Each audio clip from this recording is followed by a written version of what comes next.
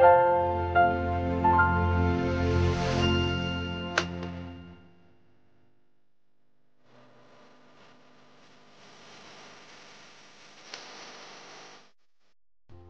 தேவன் வல்லமையும் பயங்கரமுமான தேவன். ஆகையினால நீ என்ன செய்யாதே, உன் சத்துருக்களை பார்த்து பயப்படாதே.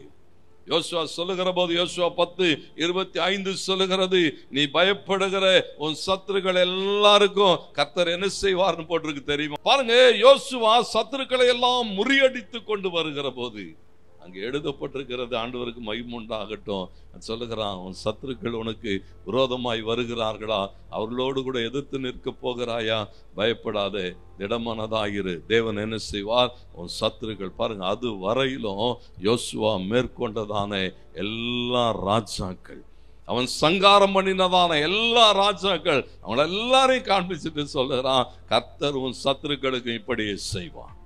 ஒவ்வொரு நாளும் தேவ பிள்ளைகள் பாருங்க, சத்துருக்கள் மேலே வருகிற, சத்துருக்களாலே வருகிற பயம் நம்மை ஆளுகை செய்யாதபடி தேவனை சார்ந்து வாழுகிற போது யோசுவா ஒரு பெரிய தைரியம் தருகிறான். கர்த்தர் உனக்காய் யுத்தம் பண்ணுவார், கர்த்தர் உன்னோடு கூட இருப்பார், உனக்குள்ளே இருக்கிறவர் பயங்கரமானவர், அவர் உனக்கு விரோதமாய் வருகிற எல்லாரோடும் கூட யுத்தம் கலப்பார். ஆண்டவருக்கு மகிமை உண்டாகட்டும். அவரை மாத்திரம் நம்பி வாழுகிற போது தேவனே என் ரட்சிப்பு, அங்கே சொல்லுகிற போது சொல்ல, தேவனே என் ரட்சிப்பு, அவர்தான் எனக்கு பலன், அவர்தான் என்னுடைய பாடல், அவர்தான் என்னுடைய மகிழ்ச்சி என்று சொல்லுகிற போது எல்லா பயத்துக்கும், சத்துருவினாலே வருகிற பயத்தை கர்த்தர் நீக்கி போடுவார்.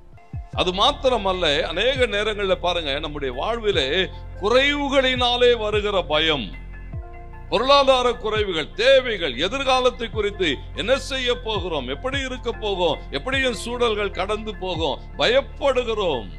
ஆண்டவருக்கு மகிமை உண்டாகட்டும். ரூத் 3:11 சொல்லுகிறது, போவாஸ் ஒரே ஒரு வார்த்தை தான் சொல்லுகிறான், பயப்படாதே, உனக்கு வேண்டியது எல்லாவற்றையும் நான் செய்வேன். ஏன்னா ரூத்தினுடைய வாழ்க்கை எப்படின்னு சொன்னா, ஒன்றுமில்லை, அடுத்து என்ன செய்யணும், அடுத்த காரியங்கள் என்ன செய்யணும், நாளைக்கு என்ன செய்யணும், நாளைய காரியங்களுக்கு நான் என்ன செய்யட்டும், எப்படி கடந்து போகட்டும் என்று சொல்லுகிற போது சொல்லுகிறான், இப்பொழுதும் மகளே பயப்படாதே, உனக்கு வேண்டியபடி எல்லாம் செய்வேன்.